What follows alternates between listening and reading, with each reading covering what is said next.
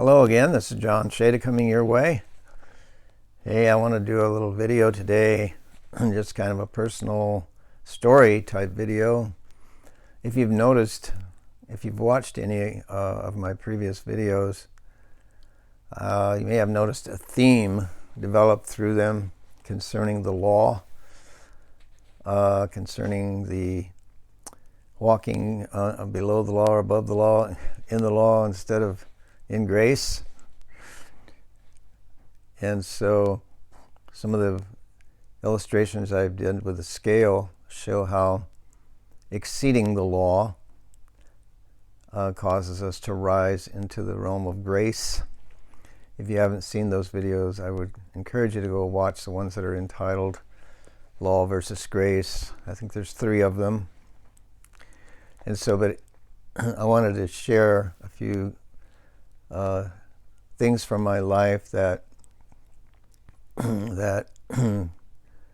helped me develop this story. I guess you could call it a life message, and how the Lord showed me how to walk in victory over things that otherwise would have made me angry, and things that I would have taken offense to, that I could rise above them if I handled it right and if I applied the cross of Jesus Christ correctly to the issue. So probably, let's see, 45, 50 years ago, no, 1975-ish, 1974, I guess it was, I bought this product, and it was a fairly expensive product, so it was, anyway, it was a warranty, and I started having issues with this product, and so I took it back maybe 3 or 4 times over a period of 6 months to a year. I would take it back and I would say, hey, you know, this thing has issues, and I would explain what the problems were, and they would keep it and they would test it and they would do all this stuff, and I'd go back to get it. They would tell me, well, you know, we couldn't find anything wrong. And so I'd say, well, is this my imagination or whatever? And so anyway, I just would take it, and then I'd have more problems, and I'd take it back and forth, back and forth. And finally, the warranty ran out, and the product failed. And so they were not going to stand behind it.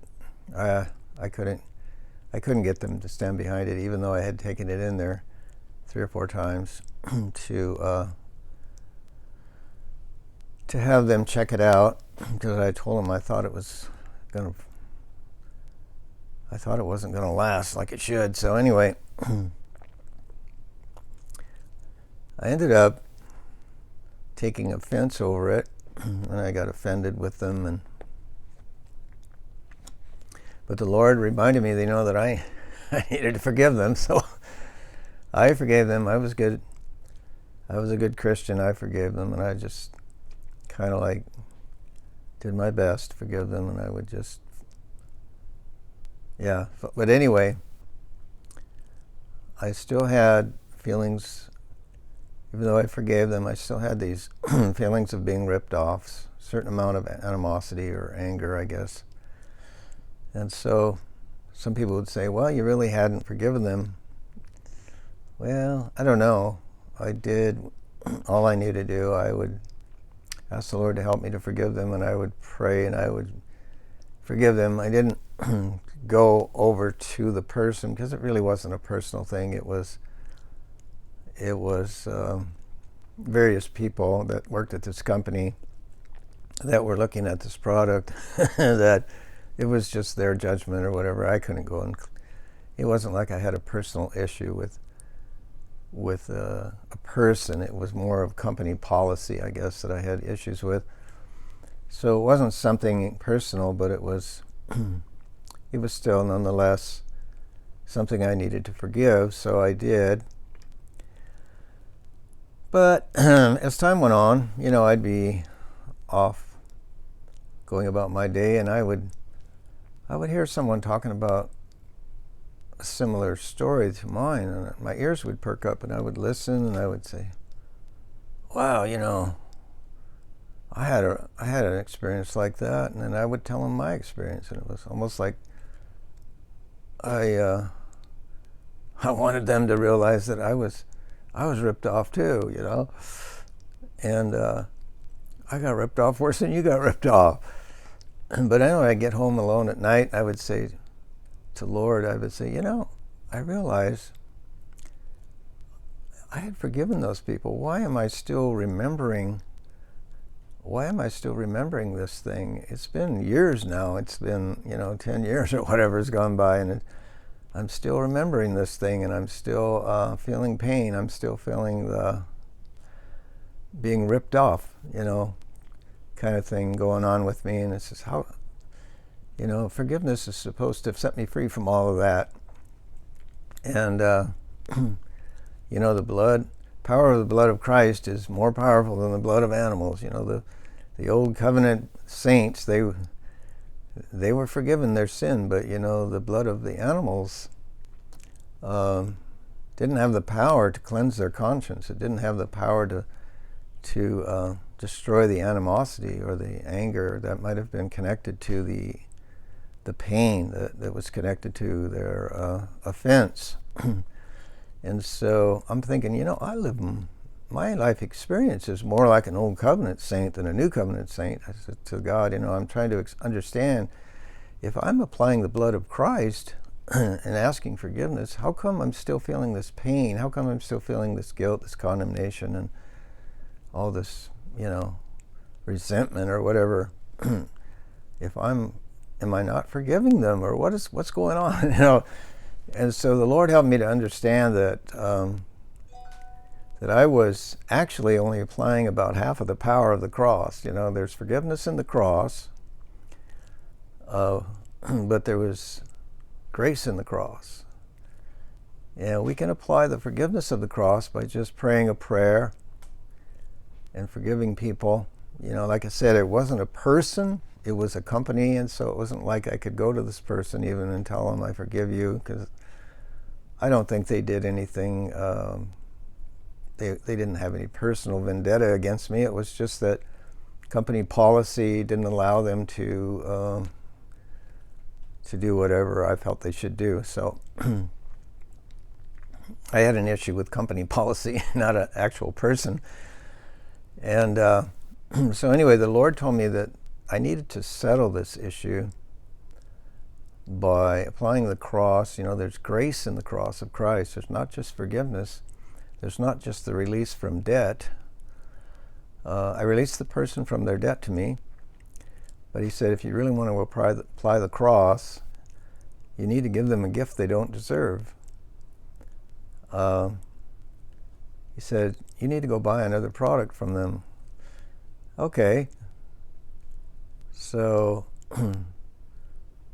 he helped me to understand that I needed to give them a gift they didn't deserve. I needed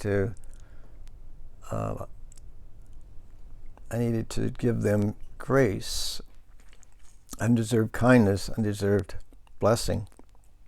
So I went and bought another product from them.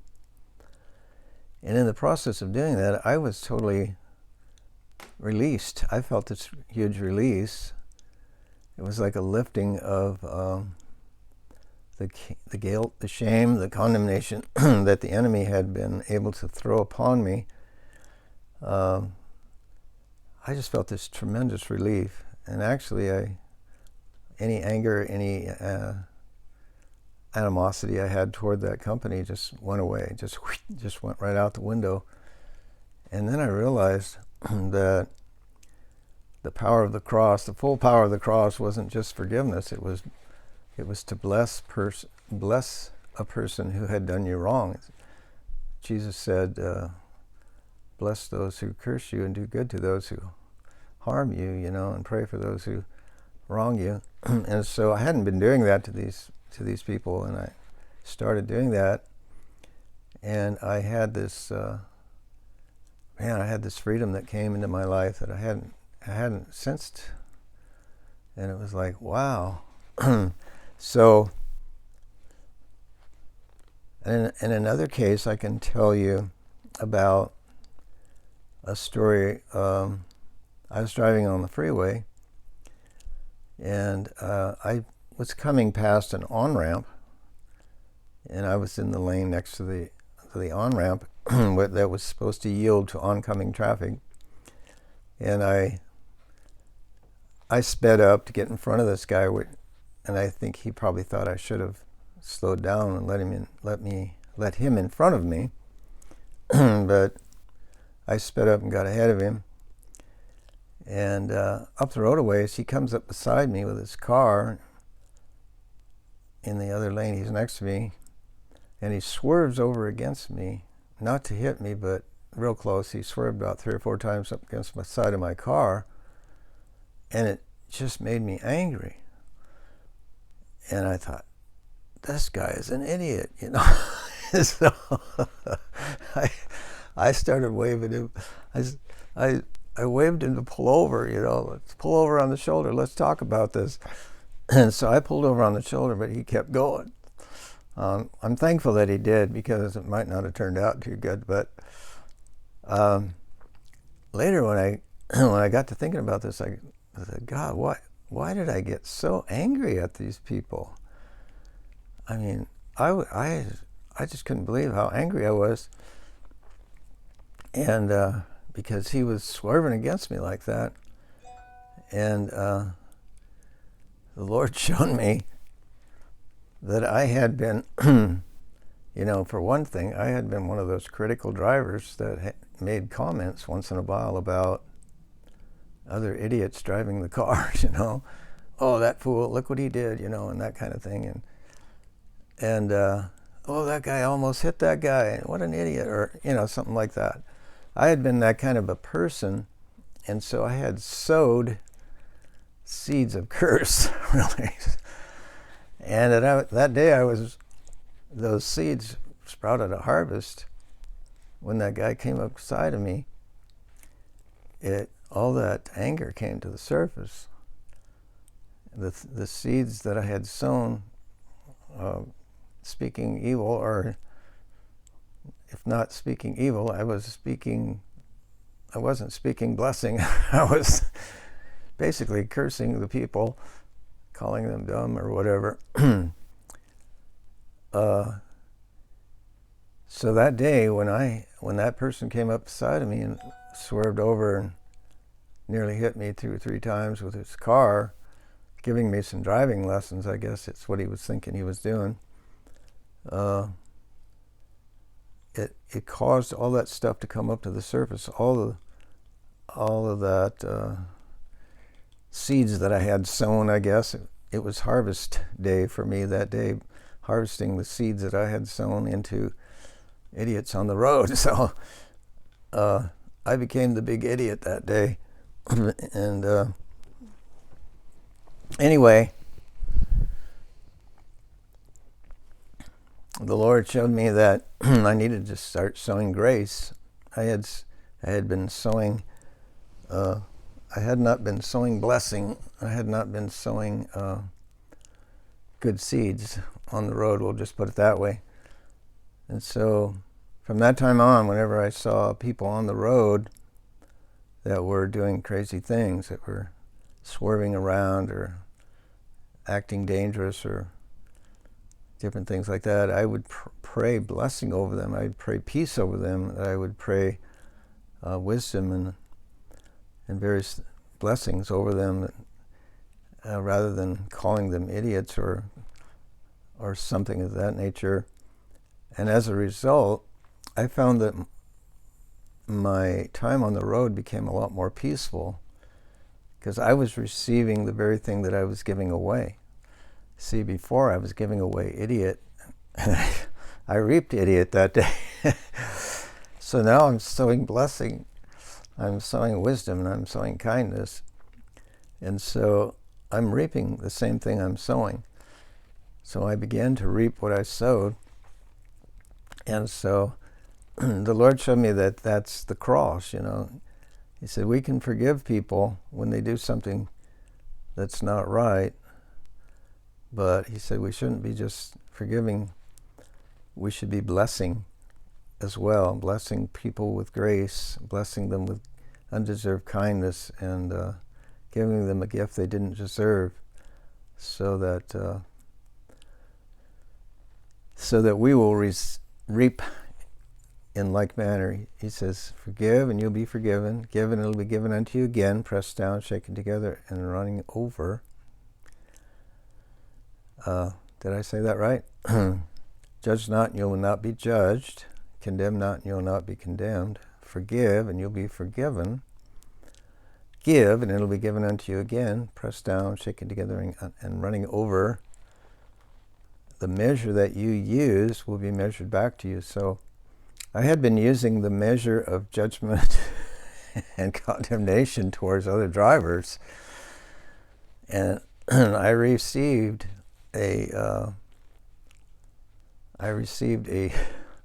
dose of of judgment and condemnation from that one driver who almost hit me in the side of with his car that day. And I realized it was because I had sown a crop. I had sown for that crop, and I had reaped that crop that day. And so if I had just continued to call that driver an idiot and more idiots, all on down the road, that I'd still be reaping that today. But when I asked the Lord about that, why did I get so angry? I just couldn't believe that I could ever get that angry. And he showed me it was because I had been sowing that. I had been sowing for that, and I had reaped what I had sown. And so that's why we need to sow. Law, I'm going to tie this in with law. The law always looks for the faults. And when you're law-minded, you're going down the road looking for the faults in all the other drivers, and you're pointing them out, like the Pharisees following Jesus around. Look what Jesus did. Look what Jesus said, And they're confronting him about, the various things that appear to be violating the law, but Jesus explains, and they just can't get a grip. They just keep condemning him and judging him and using the law as their measure instead of grace. So God showed me that we have to use, if we want to reap grace, we need to use grace as our measure. We bless the undeserving. We do good to those who do not deserve it. So anyway, that's my story for today. I'll leave you with that. And that's the reason why I developed a message of law versus grace, this kind of thing. Those are just a couple examples of my life story where God showed me that I had been living in law rather than in grace. I've been living far below the snake line. I needed to rise above. The snake line is a term that's used because at a certain elevation on a mountain, which I don't know exactly what it is, 10,000 feet, whatever, the snakes can't live there because the atmosphere is now conducive to them. And it's a type of living above the reach of the enemy, the devil. When we operate in law, we're below the snake line. And when we operate in grace, we rise above the snake line, where the enemy has, he might still shout some accusations or some lies toward us, but they don't have the same effect. We don't feel the guilt, the shame, or the condemnation that we did when we were living below the snake line. And it's kind of like, it's the same thing as living in the law or living in grace. So anyway, be blessed today, and we'll talk to you again later on. Bye-bye.